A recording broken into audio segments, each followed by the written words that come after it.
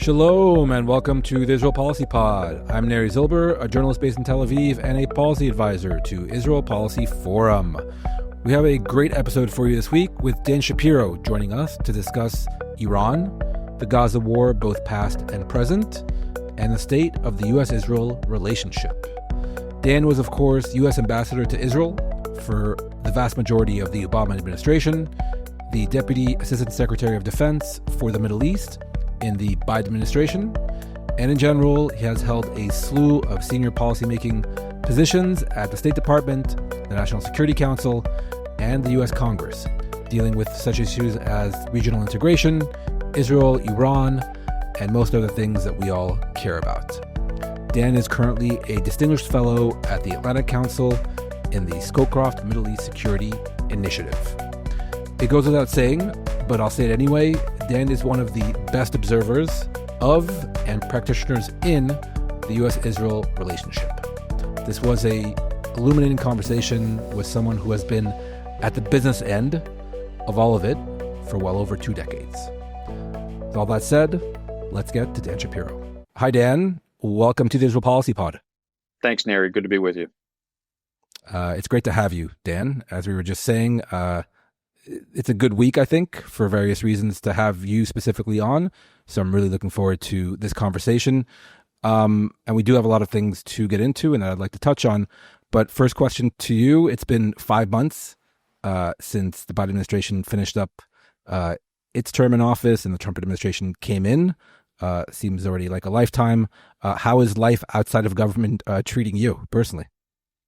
Life's treating me well. I'm at the Atlantic Council, which is a great institution in Washington that allows me to do a lot of work on the things I care about, especially Middle East regional integration, and picking up on the successes and the advances we had in moving forward Middle East regional integration in the defense sector during my last year in the Biden administration at the Pentagon. And I do other things as well. Certainly have some concerns about the state of the world. I have some concerns about the state of my own country. But basically, life is good for me and my family. Right. As they say here, but maybe also in the States, personally doing fine, but except for the obvious. Except for the obvious. Sounds right. Yeah. So first issue I wanted to get into with you, Dan, Iran. Obviously, the Trump administration is in negotiations with Tehran over a new nuclear deal. After we should also recall that it was Trump himself back in 2018 who tore up and withdrew the U.S. from the previous agreement signed by your former boss, President Obama. But really, they're trying to hash out a new agreement. This weekend, I believe they're going to be meeting with Oman for the 6th round of talks led by U.S. envoy Steve Witkoff. You guys in the Biden administration, right after you came into office in 2020, tried to renew the deal, get a new deal, and restarted negotiations to put Iran's nuclear program, I think it was called, to put it back in a box, as it were. That didn't quite succeed, so now Trump, I suppose, thinks he can do better. But the first question to you, Dan, as things stand now, what do you think the chances of success are for this Trump team to get a deal, especially since it seems like with every couple of days, depending on which U.S. official is talking, the goalposts seem to be moving, especially in terms of the key issue of nuclear enrichment, yes or no, on the part of Iran. So what do you think? I think the Trump administration went into these talks without having settled on what its goal was. And that has played out in the conflicting statements you referenced from the special envoy, Steve Witkoff, from others in the administration, sometimes from the president himself, about whether that fundamental question of whether you allow Iran to continue to enrich uranium would be permissible in some future deal. That was one of the main criticisms of the JCPOA, the deal President Obama signed in 2015. There were others. That it had sunsets, that there were expiration dates on various restrictions, or that there was too much sanctions relief. But when President Trump withdrew from that agreement in 2018, one of the main criticisms that critics had voiced was that Iran had been able to continue to sustain its enrichment capability. Then it continued to advance that capability after President Trump withdrew from it.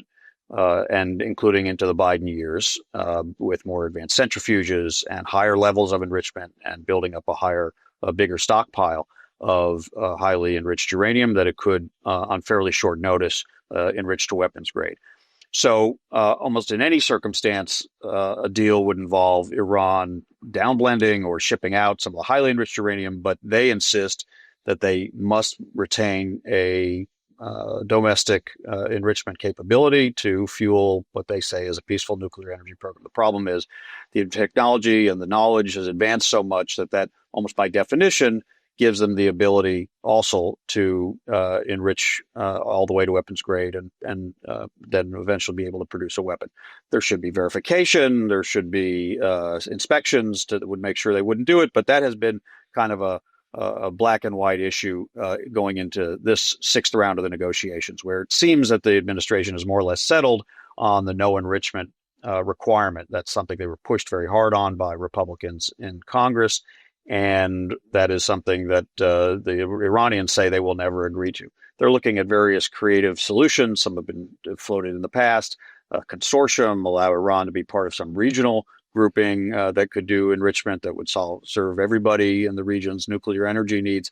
But this is pretty far-fetched and certainly long-term.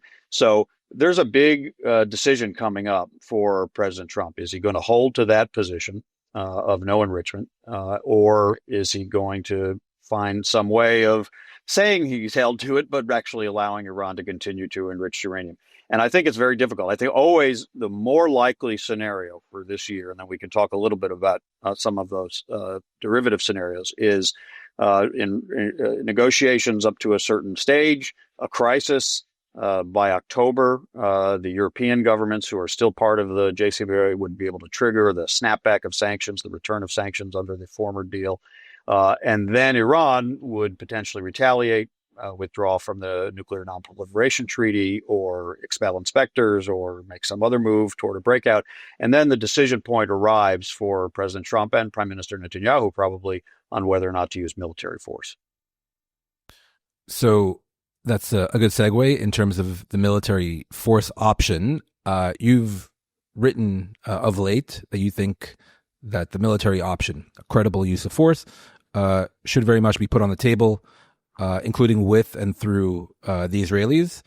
Fair to say Trump himself seems a bit lukewarm to the idea of actually using force, or as he put it, the destruction and death option.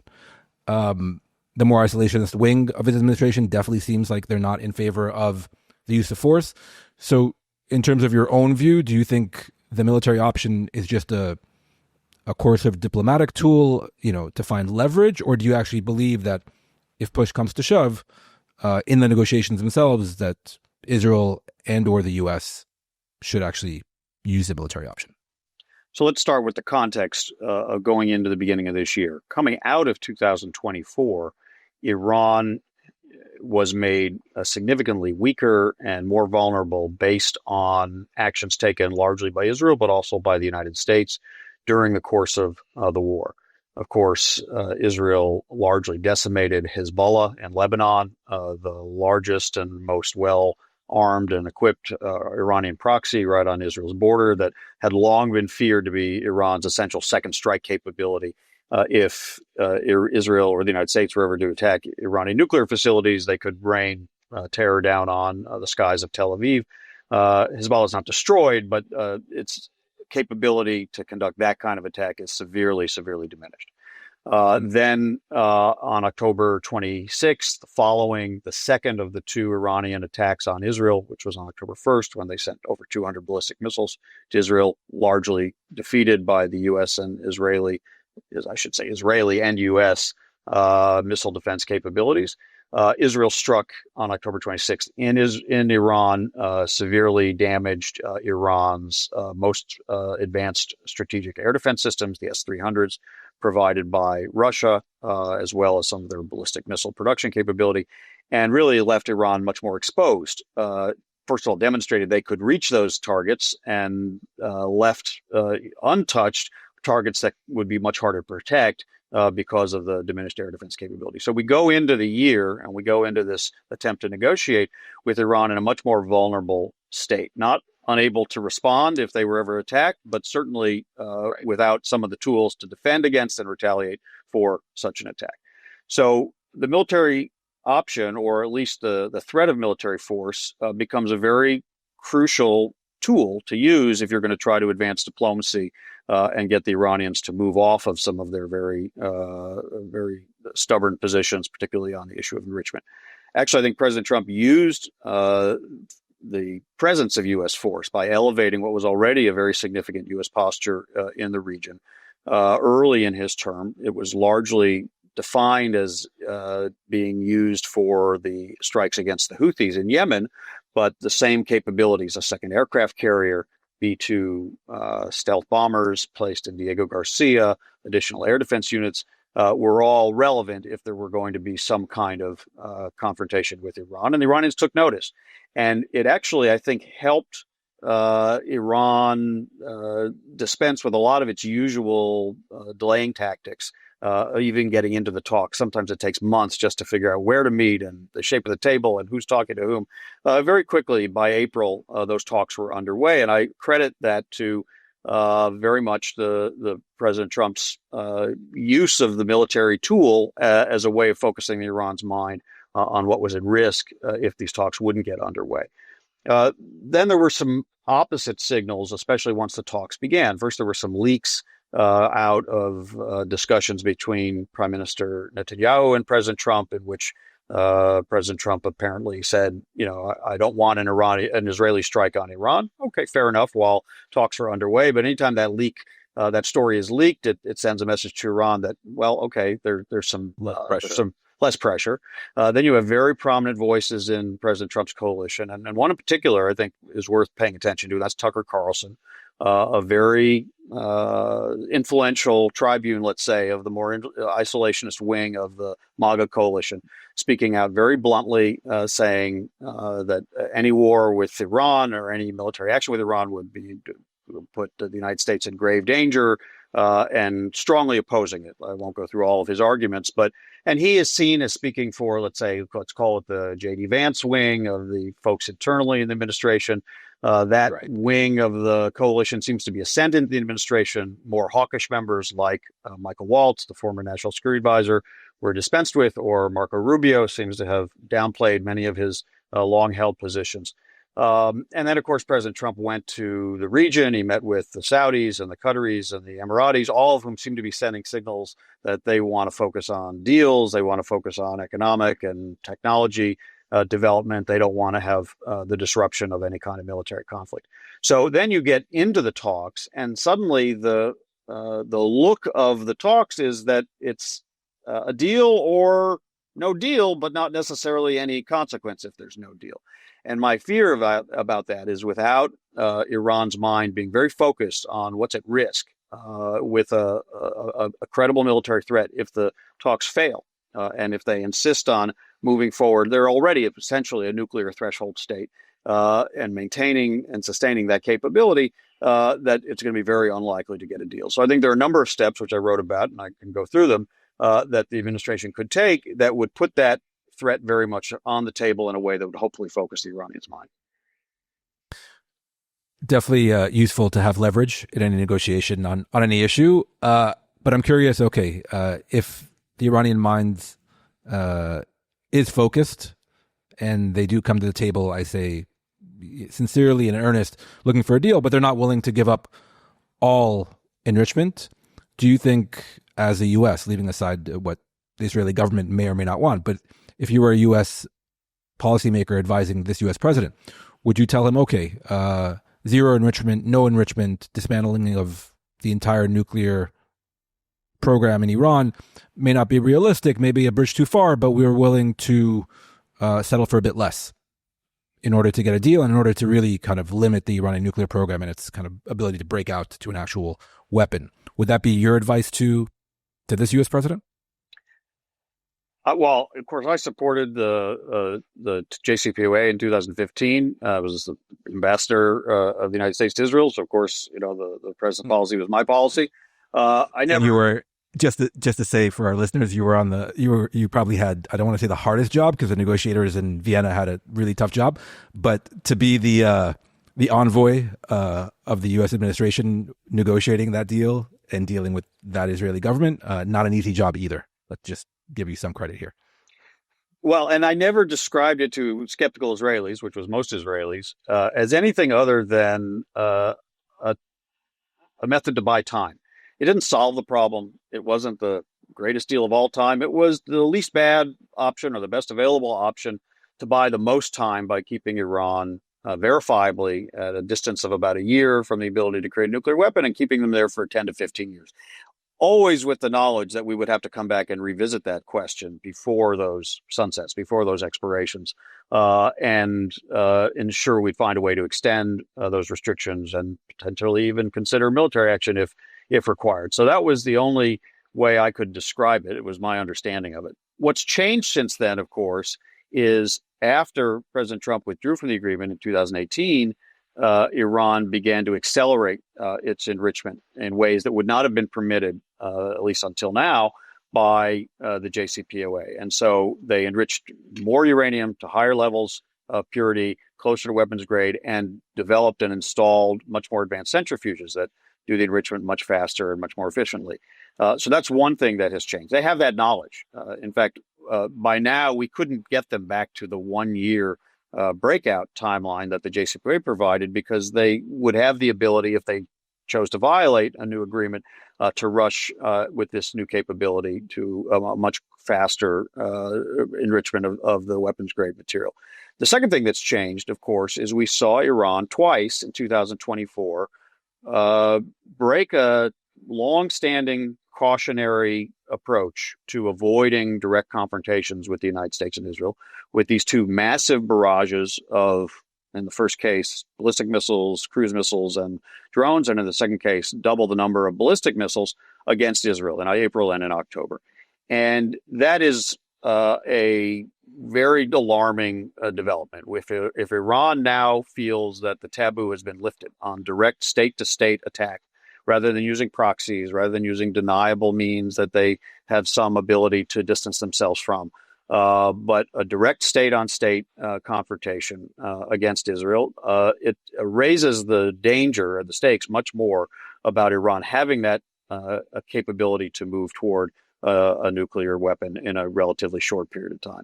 So I do think that the requirement of removing their enrichment capability and having that verifiably monitored is more important now than it was in 2015. And I do think that's the right standard that the administration has more or less landed on, but it's not clear if they'll meet it. Now, just to go back to the previous question of how would you signal to Iran that the military option is a serious one to try to focus their mind? First, as I said, I think they have to fear those strikes. They have to fear it because of the vulnerability of their reduced air defenses, because of Hezbollah's decimation, to help ensure that these negotiations have the best chance to be successful. One way you do that is through consistent messaging. And, that has been lacking in these first 2 months of the negotiations, as you mentioned, some statements back and forth. But I think it's becoming more consistent that the goal is zero enrichment. And the United States prefers to achieve that through diplomacy, but it's prepared to do it through force if necessary. The second is through better coordination with Israel. Rather than have the coverage dominated by the leaks about the United States saying to Israel, don't do this, I need more time, even though that's a legitimate thing for a president to tell an Israeli prime minister. He doesn't have to give a green light, but he should, I think, the negotiations and the leverage in them would be advanced by creating the opposite impression. And there are various ways you can do that don't give a green light. General Eric Kurilla, the commander of U.S. CENTCOM, who travels to the region frequently, could be sent to Israel for very high-profile consultations with the Israeli military command, and it'd be known the kinds of things they were discussing. In the past, Israel and the United States have conducted advanced joint exercises, the Juniper series, particularly Juniper Oak in 2023, which rehearsed long-range bombings and suppression of enemy air defenses, and messaged in such a way that it was very clear what was being rehearsed.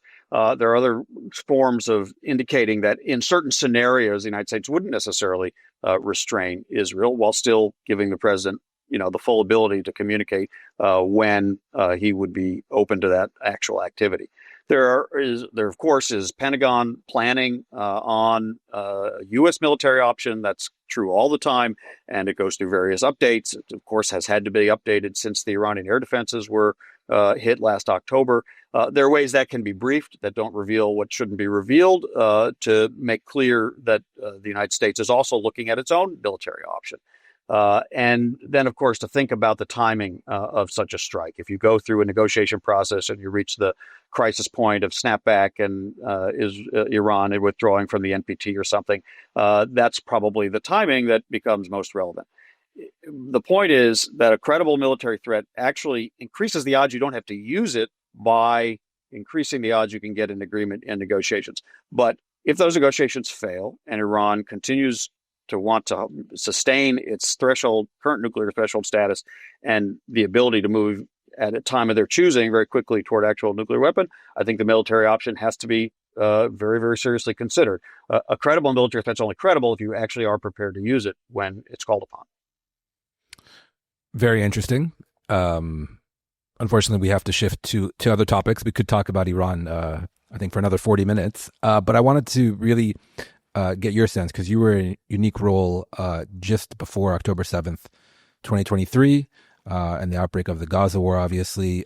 You were the coordinator for regional integration out of the State Department. So I want the definitive answer. How close was the U.S.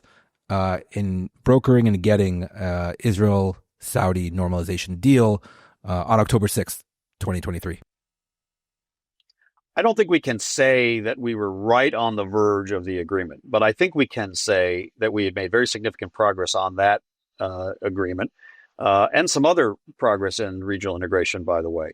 I'll just mention the other briefly. One of the things I was tasked with in that role at the State Department was to continue to move the Negev Forum forward. That was the outgrowth of the Negev Summit from March 2022, when Secretary Blinken met with Foreign Minister Lapid and the foreign ministers of Egypt, Morocco, UAE, and Bahrain, and then a ongoing series of working groups called the Negev Forum emerged for projects in 6 areas. And there was work underway to have a second ministerial summit, which we had actually scheduled for October 19th in Marrakesh. You probably don't remember it because, of course, it didn't happen. At which not only those 6 countries, but other countries were likely to participate. Jordan and Palestinian Authority and some other Arab states and maybe some Muslim states outside of the Arab League would have participated as observers. We really were making progress on building out this broader regional integration. On a separate track, there were very advanced discussions with the Saudis on both the U.S.-Saudi bilateral negotiations, the bilateral agreements, security commitments and energy and technology agreements that would be accompanying and undergirding a Saudi decision to normalize with Israel, and and on what the sort of Palestinian component of this agreement would be. The Saudis had always been clear that they sought some pathway toward Palestinian statehood. Exactly what that meant, what that required, what the Israeli government would have to say was not exactly clear and was going to have to be negotiated. But there were advanced discussions between Saudis and Palestinians, between Saudis and Americans. In fact, on October 6th, I know I've heard my colleague Brett McGurk describe he had a Saudi delegation in his office on October 6th going over the latest drafts of some of these proposals. So we weren't right there, but we had made very good progress and it was advancing. And I think there was a very decent likelihood that 2023 would have been the year of the breakthrough had the October 7th attacks not occurred. And of course, we know that among Hamas's motivations for those attacks was the desire to derail this expanding integration and Israel's increasing recognition and normalization in the region. Absolutely. I think you may have made some news there, Dan, in terms of Jordan and the Palestinian Authority going to Marrakesh for the Negev Forum, because they initially refused to take part in, I think, what was it, 2022? They didn't take part. So you heard it here first. Just on the issue of a Palestinian component and what they used to call, I believe, a significant Palestinian component as part of the overall Israel-Saudi normalization deal. I mean, do you think that this current Israeli government, which was the same Israeli government back in 2023, could have given anything on the Palestinian component without perhaps risking its survival? And I guess follow up to that, given the ongoing war, has the Saudi position, especially vis-a-vis the Palestinian component of any deal, hardened because of the Gaza and I guess also the behavior of this Israeli government? So that question has, of course, hung heavy over these discussions all along. And I think personally, it was always a concern and I think a source of maybe some skepticism that we get all of the pieces put in place because it would ultimately require an Israeli government to make some gesture and some signal, whatever that requirement for the Saudis was. And they would have to speak for themselves on what they were looking for. But signaling that the path toward Palestinian statehood and some future two-state arrangement over some period of time was still possible or was still the political horizon. And obviously a government that is really dominated, I think you could say, by rejectionists of that vision, Smotrich and Ben-Gvir, and whom Prime Minister Netanyahu is totally dependent on for his political survival, is not a government you would expect to be able to say the magic words, whatever those magic words are. So there was always a question that hung over these discussions. If a real opportunity for Saudi normalization presented itself and that it had to be folded into it, would that require a cabinet shuffle? Would that require even elections in Israel? That is something that I think was an unknown. But certainly the conversations that were underway with the Saudis were done very transparently with the prime minister and with the Israeli government. So, he was also thinking about those questions. If it came to it, in order to achieve Saudi normalization, how would he deliver whatever he would need to deliver, or would he just choose not to? So that was a question. Of course, all of these talks were put on the shelf after October 7th. All the focus turned to the war, to trying to negotiate the release of hostages, to working on humanitarian assistance. Secretary Blinken's diplomacy in the region really focused on that set of issues over the months that followed.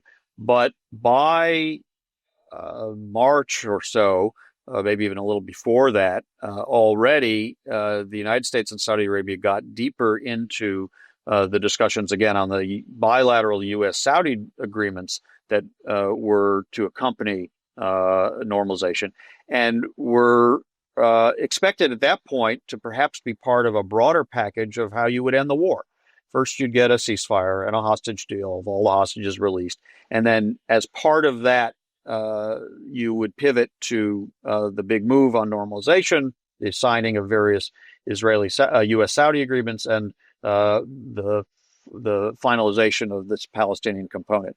It got to the point that in May of 2024, Jake Sullivan, the National Security Advisor, traveled to Saudi Arabia. I was part of his delegation, along with Brett McGurk, Amos Hochstein, Derek Chollet, and others, to really try to complete these agreements between the United States and Saudi Arabia. We didn't complete them. Nothing was signed, but we advanced them to the point where we knew we could complete them. And that was a mutual defense treaty, a very significant U.S. commitment to Saudi Arabia's security, and of course, Saudi commitments to us in terms of their relationships with China and U.S. basing and things of that sort. A defense cooperation agreement, an economic agreement, and a civil nuclear energy agreement to allow Saudi Arabia to have access to nuclear energy. Following those talks, Jake went to Israel, and this was all public. He spoke to the Prime Minister Netanyahu, and he said, I think we're at the point where we could deliver those agreements. So let's get to the ceasefire, let's get to the hostages coming home, and then we should be able to execute on this, still pending the question of the Palestinian component. It was a couple weeks after that, maybe less than that, by the end of May, that President Biden announced the framework for the hostage and ceasefire deal. Right. And had we been able to complete that in the summer, let's say, then I think we would have had at least enough time to try to put the rest of these pieces together. It would have involved bringing a treaty to the Senate, the United States Senate, for ratification on U.S.-Saudi mutual defense.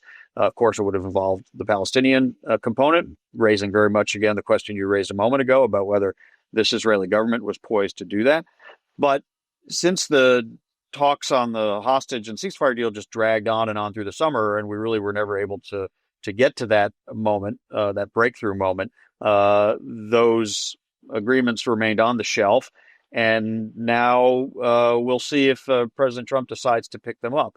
I think it's an open question how much this was on the table when President Trump went to Saudi Arabia last month.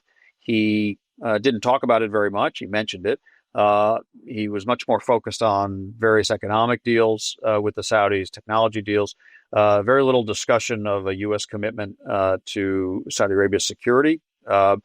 Frankly, if I were the Saudis, I'd be asking a very serious question: would President Trump be willing to make such a commitment?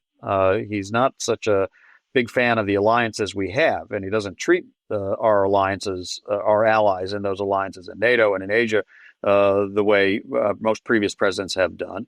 Certainly doesn't speak about them the same way. So second, would you really be getting that kind of security commitment, even if it was signed? And third, would President Trump, governing as he does in a kind of scorched earth fashion, be able to get a treaty ratified by the Senate that would require 15 to 20 Democratic Senate votes? I don't think the Saudis would know the answer to that, but those are very legitimate questions. So the whole structure of the deal that we were trying to build, I think, is in some question right now. But of course, it's also still stalled by the fact that the war drags on and on. Hostages remain held, and so I don't think it's anything that's likely to emerge this year, let's say. Right. I was gonna add before you mentioned the issue of the ongoing war and the fact that at least this Israeli prime minister and this Israeli government have shown no inclination that they're going to end it anytime soon. That may shift depending on various factors, whether here in Israel or in Washington. But I suppose, like you said, there is this carrot that's been dangling out in front of the Netanyahu government since, well, a year ago, which is the prize of Saudi normalization as part of this overall grand bargain to end the war, to get the hostages back, et cetera, et cetera. Not a bad bargain here.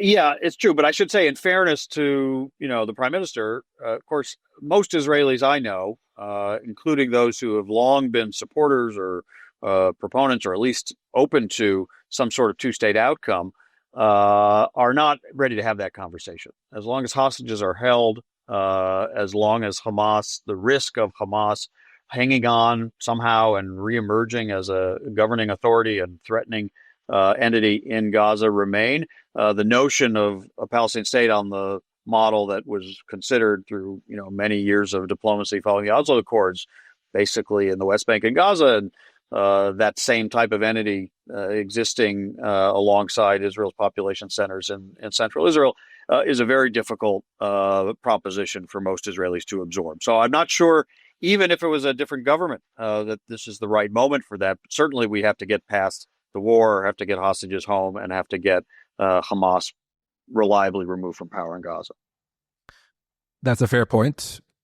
Probably the majority of the Israeli public doesn't want to even countenance the idea of territorial withdrawals and the establishment of a real Palestinian state. But beginning the process, putting together the framework for making it possible in future, I suppose with some kind of leadership, even in Israel, even post October 7th, maybe you could sell it. But like you said, I agree. It would be a hard sell, given the trauma of October 7th.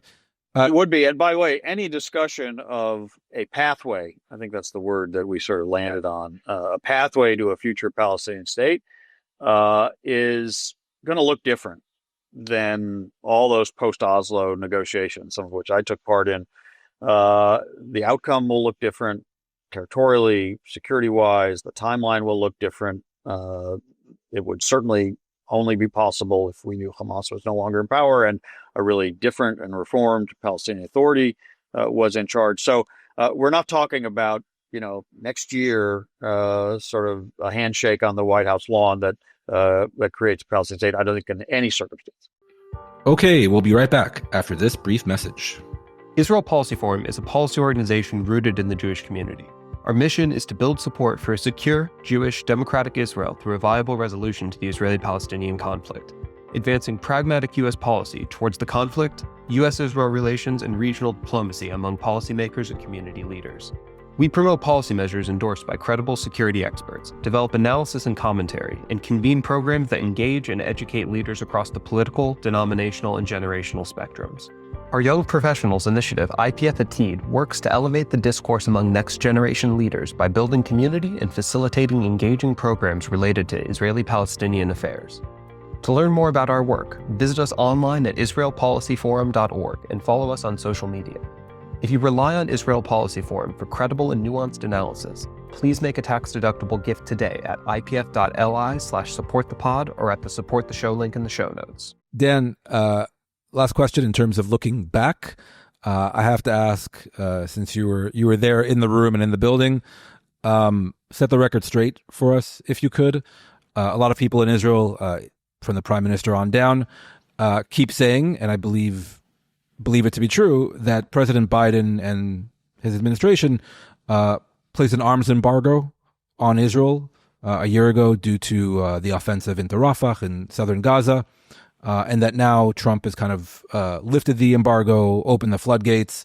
What's the truth actually behind the U.S. weapons and aid shipments to Israel during the war, especially under President Biden? I know there was one large shipment, or maybe not a large shipment, but a shipment of large bombs that was suspended for a time. But what's the truth behind the spin that many Israelis believe to be true? Yeah, the notion of an embargo is nonsense.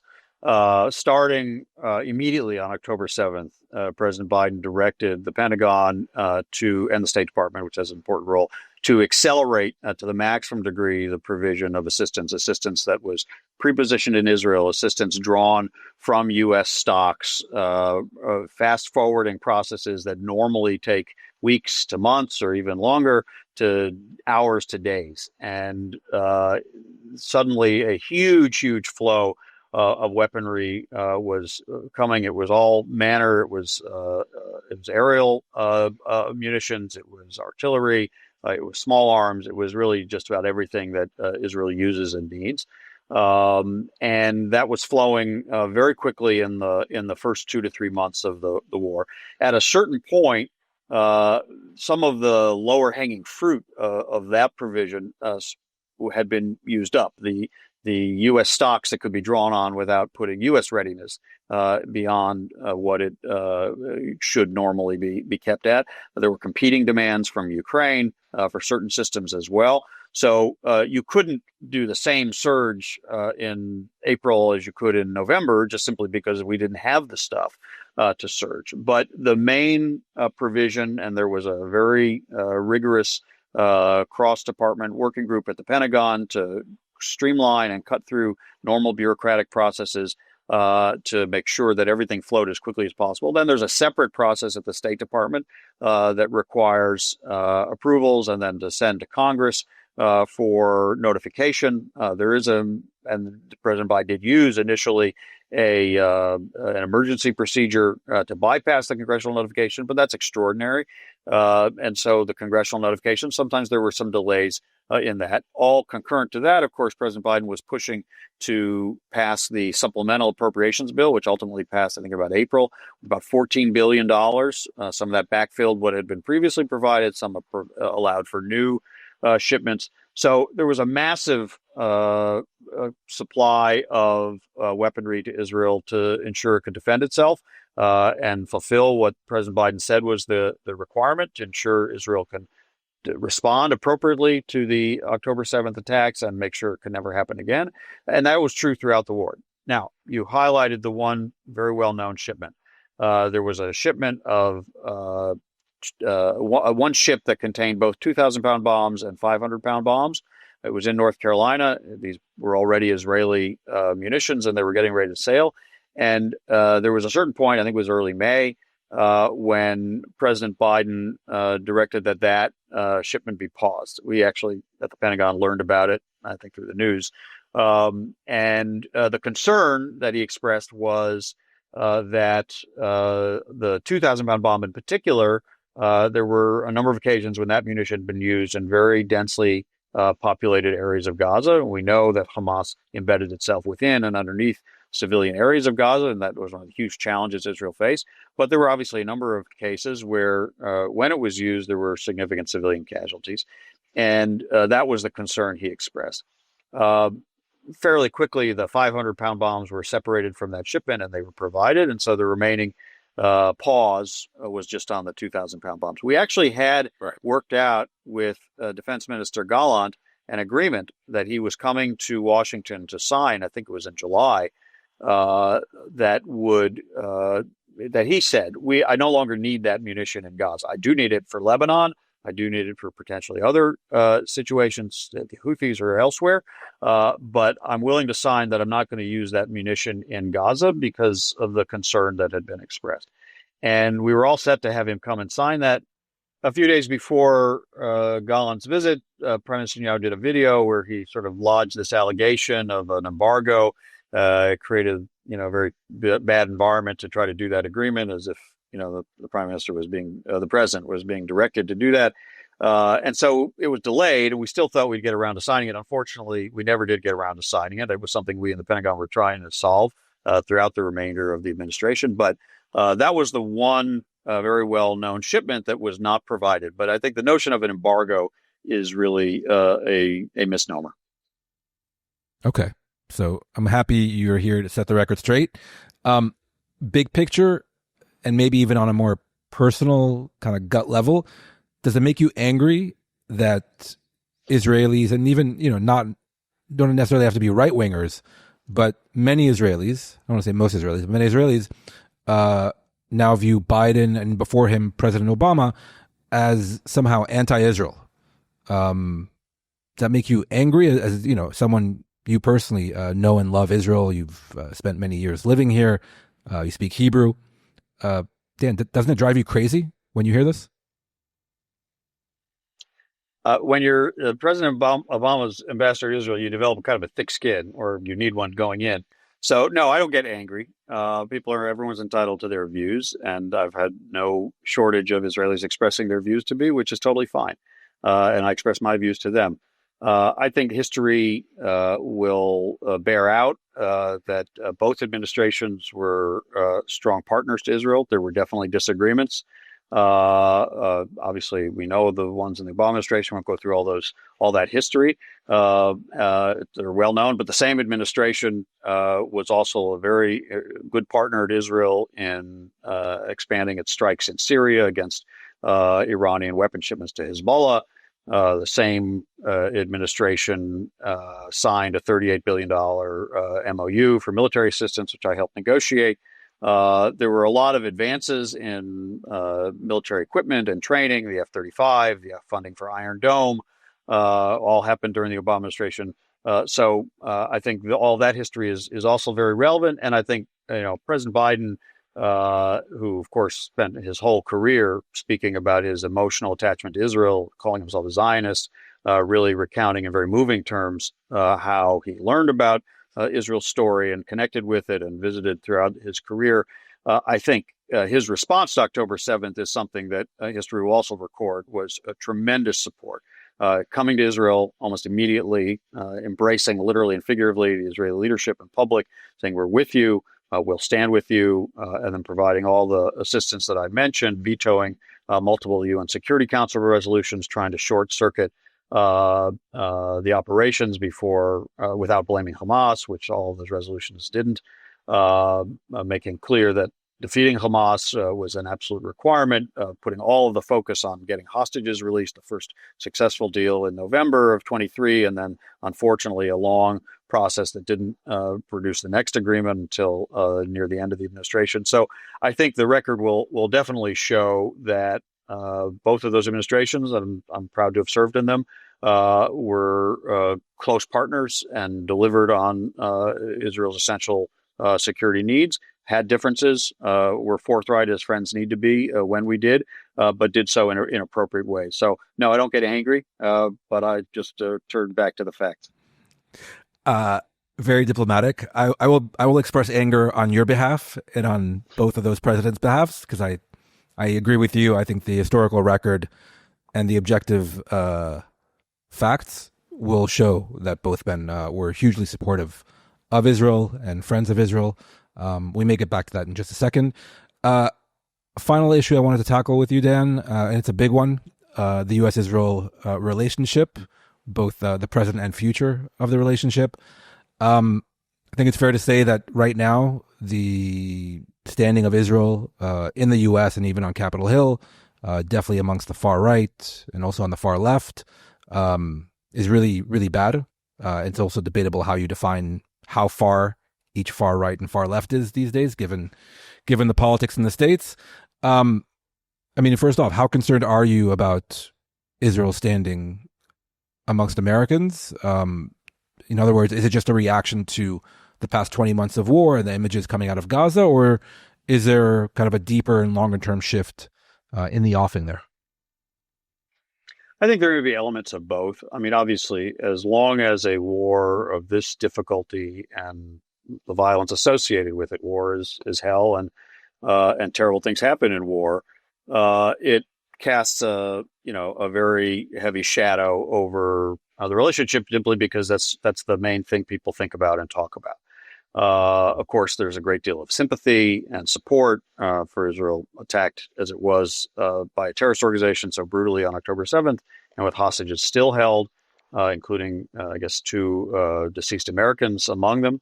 But at the same time, the discussion around humanitarian assistance, whether sufficient aid is getting into Palestinian civilians, something we worked a lot on in the Biden administration with the support of the Israeli government, certainly with the support of the IDF, and obviously civilian casualties. That also is in the part of the discussion, and people are concerned about that. And I think anybody who's human should be concerned about that, and whatever your politics are.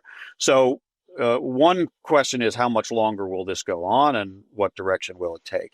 I do think there's a serious decision point, really, that the president is at, and it's even coming out in real-time news reporting about whether he really wants to tell Prime Minister Netanyahu, or has told Prime Minister Netanyahu, the war needs to end.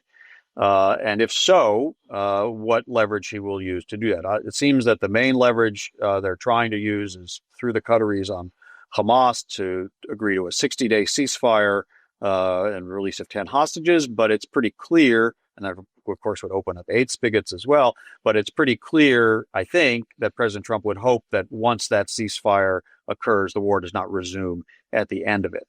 There's an alternative version of using the leverage that he has, which is to go to the prime minister and say, we can't waste time on a 2-phase deal. Let's do the deal now that gets all the hostages out and declares the end of hostilities, even though there will have to be an ongoing effort to make sure Hamas is dislodged from power. That could be done through side letter between Israel and the United States, as there was after the ceasefire in Lebanon, so that Israel continued to strike as needed.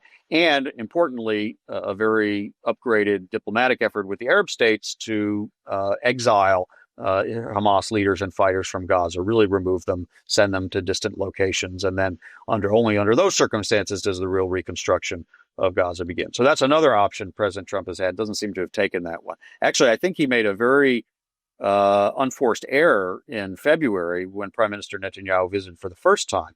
And he declared that his goal was the Gaza Riviera, the U.S. taking over Gaza, all Palestinians leaving Gaza, and building the strip of hotels. That's never going to happen. And it's pretty clear to him, I think, by now that it's not going to happen. Sorry, I was going to say, Trump himself, and I dare say every other U.S. official working for Trump, hasn't even spoken about this in probably 2 months. Correct. And yet, speaking to your point, every Israeli official, senior Israeli official, talks about it almost on a daily basis. Well, that's right. So he's emboldened the most extreme elements of the Israeli government. So Smotrich and Ben-Gvir now think that's the plan, right? We don't need a day after plan. We have a day after plan. It's the Trump plan. And even the current operation seems scoped with this new humanitarian effort that's sort of struggling to deliver, to consolidate the population in small areas. Smotrich says openly that's a prelude to them leaving, being expelled or so-called voluntarily. You're right. President Trump doesn't talk about it anymore. I think he understands, actually, if people were forced to leave, that's ethnic cleansing. There's no other word for it. And so he doesn't want to touch that. But even Prime Minister Netanyahu has now said, the new condition to ending the war, not just getting hostages home and making sure Hamas is removed from power, those are legitimate goals of the war, but the new condition is implementation of the Trump plan. So I think President Trump's own initiative here has become an obstacle to getting to the end of the war, which is part of changing the discussion and changing the atmosphere in which the whole U.S. Israel relationship takes place. Now, I don't think there's a question that this administration will continue to be friendly and supportive of Israel, and I think majorities in Congress will as well. But as you said, we've seen, of course, the protests on campuses over the last year, and there's definitely anti-Semitic elements to that, certainly anti-Zionist, and often those are fused.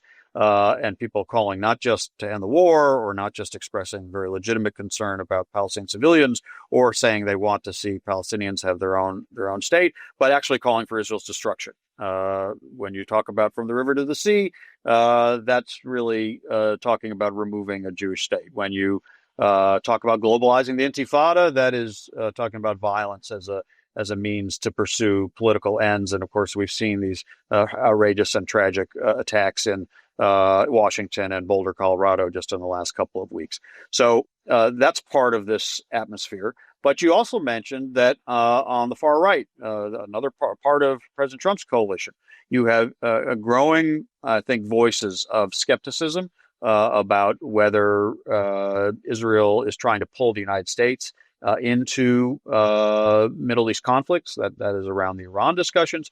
You have a new discussion about whether the next MOU, Memorandum of Understanding, on U.S. military assistance to Israel, which would in normal times be negotiated over the next year or so, actually involve a phasing out of U.S. military assistance to Israel, on the notion that Israel's a rich country, it can handle itself, but also on the notion that maybe enough is enough. And you hear that from members of the right wing in the United States as well. So I do think that there's work to do to reinforce what have always been the kind of core common values, common interests of the United States and Israel. It's not helped by having the most prominent and certainly most influential members of the coalition be very extreme in their politics and how they express that about Gaza, sometimes very brutally, what they seem to be supporting in the West Bank in terms of settlement expansion and settler violence. So that's not helping Israel's image internationally. It's not helping Israel's image in the United States. And again, I think on both sides of the political spectrum. So I think all of this is something that can be dealt with. But different Israeli leadership, focused American leadership by both parties, and a lot of education to our own public and our own youth that there are still these core interests and core values, but that has to be expressed in reality. That has to be expressed in how people conduct themselves and how they speak and how they live. Again, getting back to the opportunity of expanding regional integration, expanding Israel's acceptance and legitimacy in the region helps push in the other direction, because it shows that the conflicts are no longer defining everything about this region, that there's opportunities, there's growth, there's economic and energy and health and educational cooperation across societies. Palestinians can be folded into that. There's no reason that they have to be excluded from that. In fact, I've always felt that the best opportunity for Israelis and Palestinians to find a future of living together, and they're going to have to find a future of living together because no one's going anywhere, is at a table convened by Arab states who recognize Israel and are friends with Israel, as the UAE and Bahrain and Morocco already do, and we hope the Saudis will, and others, but who also hold to a certain commitment to the Palestinian cause as well, with the United States as a partner to that, but not necessarily the main or only convener of that. That, I think, would do a lot to help create a very different vision of the region generally, but also lift up the Israeli story in a very positive way that many Americans of all sorts of different political persuasions would be able to identify with. Absolutely. But like you said, I suppose they have to end the war first. And I guess last question on that topic. Do you truly believe that the moment is coming soon that President Trump will come to Prime Minister Netanyahu and say, okay, wrap it up. It's done. Even if Netanyahu, let's say, agrees, or Israel and Hamas agree to a 60-day temporary ceasefire, that Trump will actually bring the hammer down and say, okay, that's you're taking a full deal, permanent end to the war, which is something that Bibi has not been willing to do.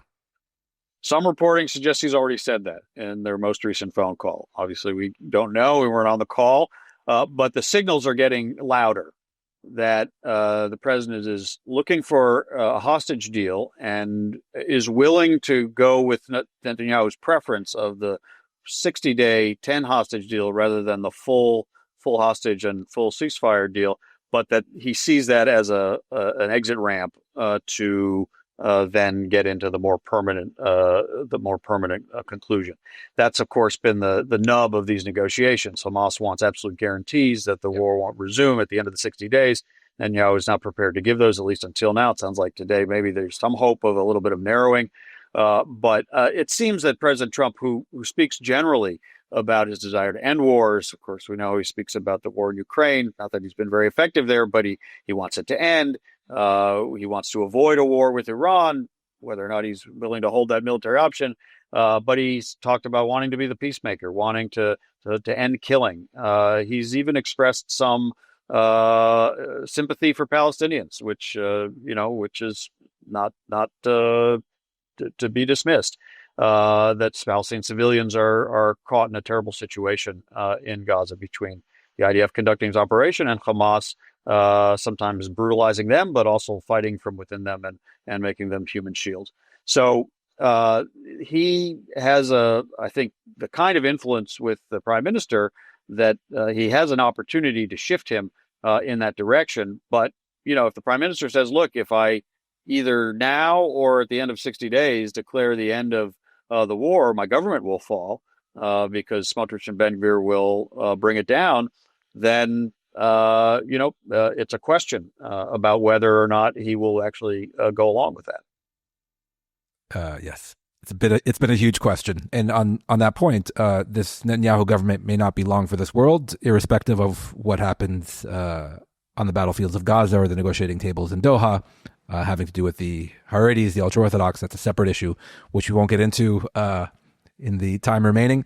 Dan, actual last question to you, and it's a surprise because I didn't prep you for it. And again, it's more of a personal one, maybe. I want to take you back to September 30th, 2016, Mount Herzl, Har Herzl in Jerusalem, the funeral for Shimon Peres, the former prime minister and president of Israel.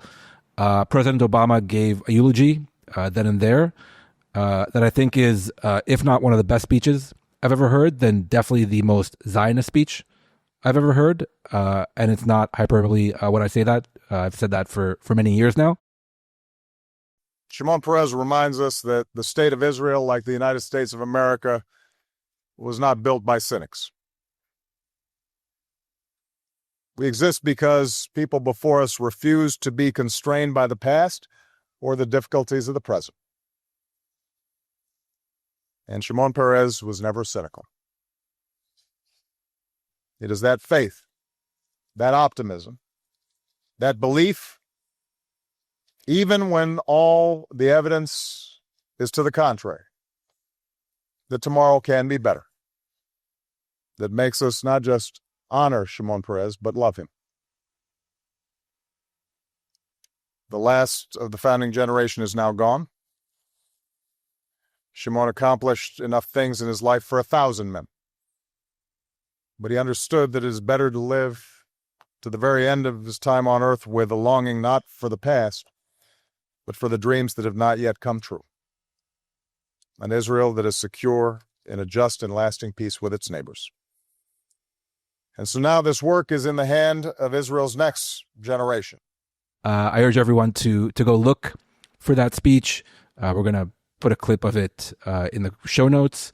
It's simply beautiful and poetic and poignant and above all else hopeful. So I've never, I think, brought this up in our private conversations, but how did that eulogy and speech come about? Who wrote it? I want to hear the backstory. First of all, President Obama, I'd seen him at the UN General Assembly a week or two earlier when President Peres's health had taken a bad turn. And of course, he was President Obama in his final weeks in office and, measuring every minute, to try to maximize what he could get done. But I said to him, we sadly may have a funeral. And he said, believe me, I will be there for Shimon. They had a real bond. President Obama was really inspired by President Peres's vision, his optimism, his history of, kind of all through the history of the state of Israel, but also his forward-looking optimism and belief that peace was possible and technology was a forward-moving momentum that served Israel and served the region. And so there was really no question he would come. Of course, when the President Peres died, it was, I think, a very short turnaround until the funeral. And so the eulogy was written on the plane. They took some inputs from the ambassador from Israel, but I'm sure he and probably Ben Rhodes did most of the drafting. But I think he did a lot of the drafting himself. Again, this was a very personal decision for him. He was on the ground in Israel for all of about 6 hours because of other commitments he had on both ends in the United States. But he was not going to miss it. And he took the opportunity, as you heard, and just very beautifully recounted, to express what Shimon Peres's life and their friendship meant to him about the man, but also about the story of Israel and the story of the U.S. Israel relationship. And so everything expressed in that speech, I think, came from him very, very personally. That's exactly what I was going to say, that it wasn't just about the man and his life, but also looking to the future. Also, President Obama got into the similarities, and there were similarities between his journey and Shimon Peres's journey. But really, the future of Israel, as Shimon Peres saw it and wanted it to be, and coupled with that, the history and future of the U.S. Israel relationship. And really, it's a remarkable document. I actually watched bits of it on YouTube earlier today in preparation for this interview and podcast. So we're going to have a link to that in the show notes. Thanks for the memory. I'll go back and take a look at it myself. It's remarkable. Dan, with that, I'll let you go. I know you have a busy day back in Washington, but thank you so much for doing this. Thanks, Neri. My pleasure. Take care. Talk to you soon. Okay, thanks again to Ambassador Dan Shapiro for his generous time and insights. Also, special thanks to our producer, Jacob Gilman, and to all of you who support Israel Policy Forum's work. Do consider making a donation to Israel Policy Forum so keep being a credible source of analysis and ideas on issues such as these that we all care deeply about, including this podcast. And most importantly, thank you for listening.